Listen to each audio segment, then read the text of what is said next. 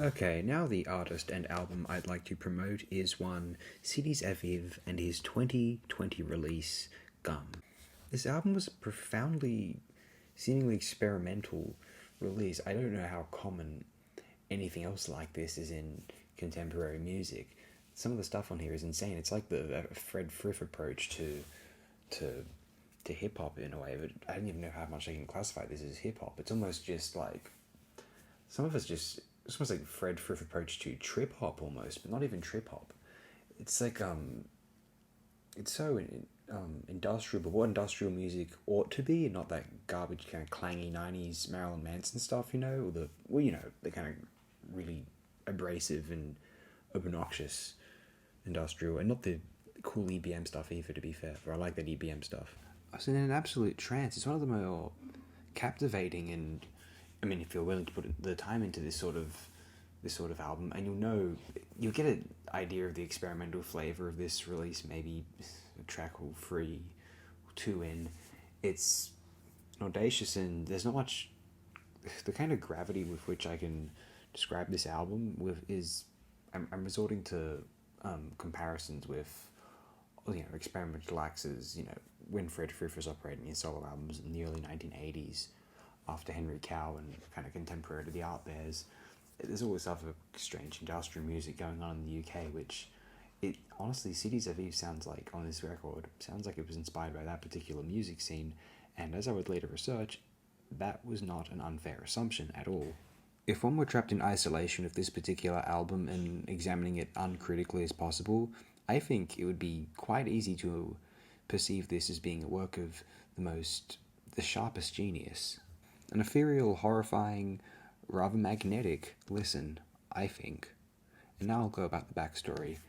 Gavin Mays, born 1989, better known by his stage name Suddenly Aviv, is an American rapper and record producer from Memphis, Tennessee. Gavin Mays was born and raised in Memphis, Tennessee. He attended Overton High School and Cordova High School. At the age of 20, he dropped out of the University of Memphis, where he studied journalism. Prior to his career as a rapper, Mays was a lead singer of a hardcore punk band, Cop Watch. During his involvement with the band, he began experimenting with hip-hop music, eventually making a full leap into the genre. In 2011, he released his debut mixtape, Digital Lows, which received positive reviews from music publications such as Pitchfork and Spin. In 2012, he released his follow-up mixtape, Black Pleasure, through streetwear company Mishka NYC's record label before signing to Young One Records. After releasing the URL IRL single in 2013, he released his debut studio album, Come to Life, on Young One Records in 2014. In 2018, he released Raised for a Better View. Suddenly Aviv is known for his eclectic production style. His songs sample various artists of different genres. His influences include 3-6 Mafia, 8-Ball and MJG, Black Moon, Big Pun, non-fiction, and soul music, as well as rock music acts Joy Division and Deftones. Critics also noted post-punk influences on his works, accompanied by lyrical references to Joy Division and Psychic TV. Anyone want to spend time in the nursery? Suddenly Aviv's rapping style and flow was compared to those of RZA and MZ Ride of Def Grips. Gum was released on the 22nd of May, 2020, and here are some of the responses to it from Rate Your Music, and there hasn't been a huge amount of written reviews. Here some of them are. Gutwave on May 24th of that year. Absolutely rock bottom hip hop. That doesn't sound as derogatory as you might think.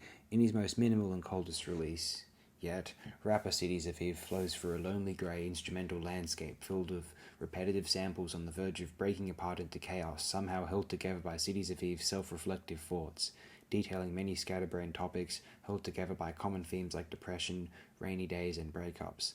The last track, Power Approaches, could very well be an album in itself at a staggering 40 minutes, and excelling in the sound the last couple tracks built up to, several dry and freezing cold hypnotic loops that seem to decay into one another.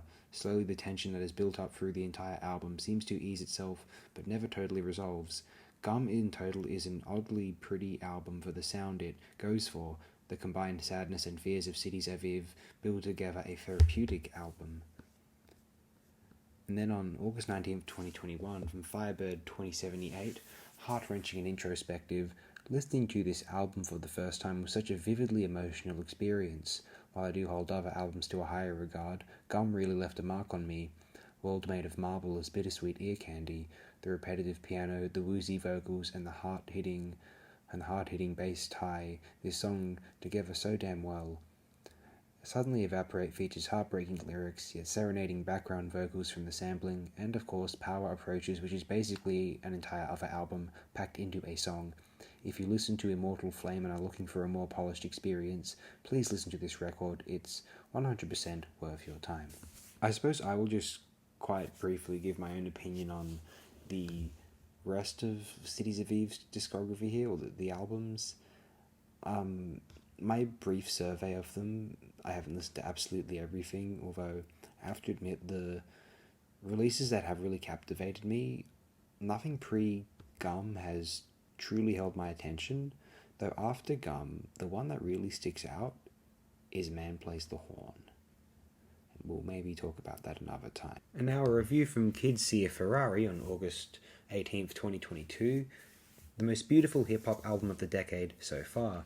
Cities of Eve has undoubtedly been one of the best, most consistent artists in the hip-hop genre for 2020 so far, releasing at least several amazing projects per year. Everything he has released has a level of beauty and value to it, but Gum is a different beast. Gum is first off his longest album at 1 hour and 24 minutes, just shortly longer than Man Plays the Horn, despite a much shorter track list than all of his previous material, which is due to the behemoth track that is Power Approaches, which is just over 45 minutes long and almost functions as an entirely different album itself. Something Gum uses which very few hip-hop albums use is intentional repetition, which at a certain point almost functions as drone. The album begins with I Seen You Shine, a perfect showcase of the way the rest of the album feels. It's laid back, depressed, with a droning instrumental that has very little change or movement to it. In sharp contrast, the next song, Over, uses a dance sample and is more upbeat than most of City of Eve's material overall. The lyrics are almost unintelligible, but are incredibly dark like most of the lyrics from this album. World Made of Marble is a track that feels similar to Shine, but it leads into its repetition even more, with the 7-second sample being repeated for the entire length of the 6-minute song with almost no change. The lyrics focus on Aviv's feeling a loss in the world, which is a consistent theme throughout the album. Suddenly Evaporate uses one of the best instrumentals on the album, with its lyrics focusing on remembering childhood and things you wish you could forget. Call Tower is another song about Aviv's feeling of loneliness among society, with a gorgeous piano and drum sample. Mobo is an instrumental track which isn't unique for Aviv albums, but is the first and only one of 2 that appears on Gum. I'll just skip ahead here. Overall, I'd say Gum is one of the most moving albums of the 2020s so far and will likely serve as Cities of Eve's magnum opus. Perhaps, although I will say the Man Plays the Horn, that's competing. One more from St. Jernstov, Stjernestov, November 1st, 2022. Fantastic album. Genres clash so smoothly and the samples are so brilliantly utilized, but the record barely relies on its lyrical skill, even if the lyrics are amazing in their abstract form, which I mean by this is that the production is mesmerizing. Only complaints would be that sometimes the samples aren't exploited as much as they could. For instance, Over could have been much better with a consistent and predominant bass line all throughout the track, but it relied way too much on the actual sample. World Made of Marble was a little too long for my preference, especially because the beat dropped too late. Maybe the track was trying to be atmospheric, but Tamika and the opener do the task way better. What takes the cake here is the closer, absolutely seamless. 45 minutes of fantastic music. We'll make it 85 minutes because every song on this album is magical. There's not much words I can use to describe Cities of Eve's Gum. I think the experience, there's a few. Desolate, but a romantic, pleasing desolation, but at least makes you feel like you're alive and feeling something. And it's better than feeling overstimulated. It's a finer, more refined feeling, and it's a break from the oversaturation of the 2010s. Moving into the 2020s, isolation and lockdown was preferable. There you go, that's a little bit of a possibly garbage spiel for you there. All in all, if you're so inclined, do check out Cities of Eve's Gum. I found this recording to be absolutely spellbinding, to be honest. Thanks again, friends. Do have the best possible day and night you have ever imagined.